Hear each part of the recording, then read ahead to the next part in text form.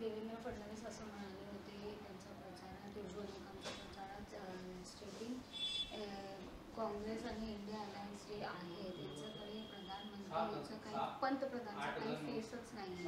ते लोक musical chair आता खेळणार आहे आणि मग नंतर डिसाईड करतील, कारण भाजपकडे तर सगळे PM मोदी आहेच आणि त्यांनी गरिबांसाठी किंवा महिलांसाठी खूप काही कामं केलं आहे. लखपती दीदीची योजना ते पण आता सुरू करतील.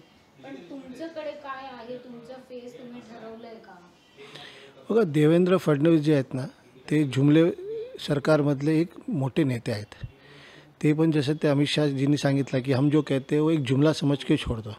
आता त्यांना हे कल्पना नसेल वाटते की लोकतंत्रामध्ये जे निवडून आले विधायक असतात, खासदार असतात, ते आपले नेता चुनतात.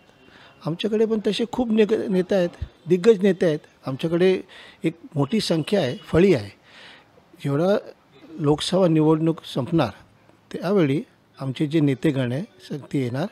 आमची सरकार स्थापना होईपूर्वी आम्ही एक प्रतिनिधी देणार, तो पंतप्रधान होणार. आता लोकांची सेवा केली नाही केली गेल्या 10 वर्षात या लोकांनी जे केलं आहे समोरच आहे ना. बेरोजगारीच वाढलं आहे, महागाई वाढलं आहे.